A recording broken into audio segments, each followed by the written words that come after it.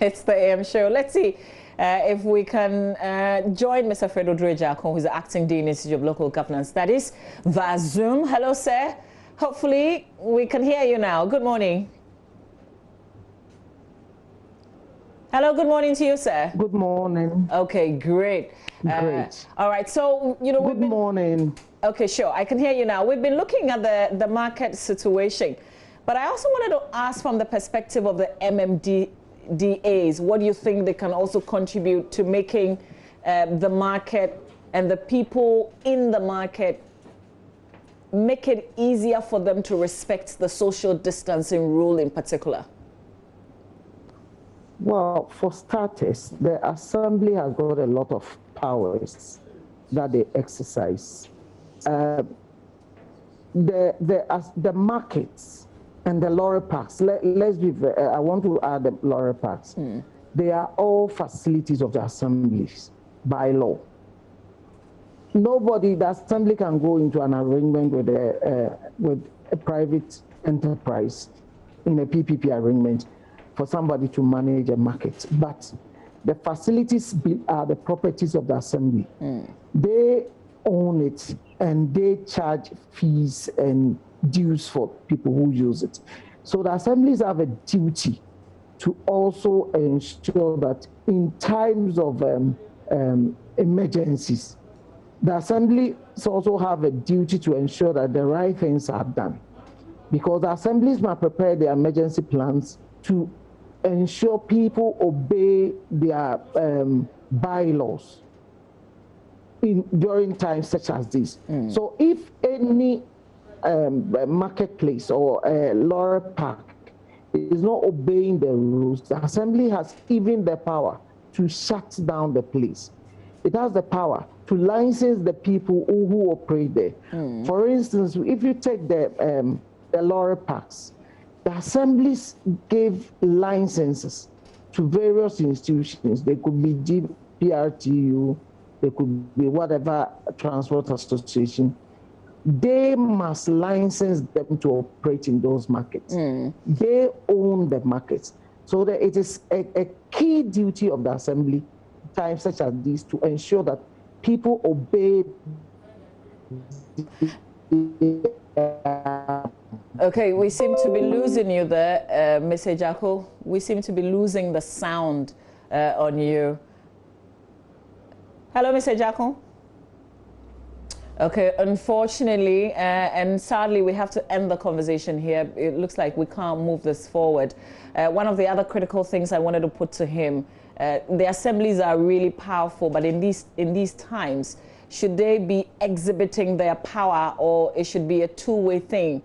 Should the market, the people in the market, also be coming up with ways they think this can work, or it should just come from the top to the bottom and say, if you don't adhere to this, I'm either destroying your wares, or I'm taking your wares away from you, or I am shutting the market completely. Is there a way that we can make this a lot easier? Can we communicate? Mr. Jacko, unfortunately, Zoom didn't work for us, but hopefully we can wrap this up via phone. I wanted to ask you if this approach is what is absolutely workable, because in times like these, we want the people to also understand why we're doing this. So isn't it better if we're talking to them so that these market operators themselves can also come up with ways that they can social distance, instead of the assembly strictly saying, do this, otherwise I'm seizing your wares, or I'm shutting the markets? It's a two-way traffic. The people have a responsibility, the assemblies have the power. But it is important for us to appreciate that so far, most of our people have refused or failed to abide by the directives of the assembly. Fortunately, some assemblies have gone as far as shutting down some markets. So I think that if the people are not going to be responsible, as expected of them, the assemblies must exercise their power. Their power is to shut down the markets or shut down the lorry parks, as we have witnessed in certain places. So the power is in the hand of the assembly. The ideal thing was for people to appreciate the difficult times we all have and abide by rules that are set. But if they are going to refuse to do that, then the assemblies must whip people in line. And if this is done, I think I've heard reports in Kumasi, the assemblies having shut down a number of marketplaces. So if they can go ahead and do that, at least we can avoid what we are all trying to get by. But isn't it also a certain lack of understanding? Because if these people knew that the orders, everything that we're doing is for the individual's own good collectively as well, then they will do the right thing. The fact that they are not adhering, doesn't it also mean perhaps that they don't even understand why we're doing this? Well, to a large extent, I would accept that public education will be helpful. But I think virtually everybody should know about what is happening, especially if you take Accra and Kumasi, which has just come out of a lockdown. I'll be surprised there is anyone in these two areas who can say, oh, I'm not aware there is a lockdown, I'm not aware there is something happening. And if people, I mean, if you look at the key people involved, if you take the market, we know that the market women have been adequately informed about what is happening. But part of the challenge is coming from what some of the market women themselves are doing. Of course, we know some people.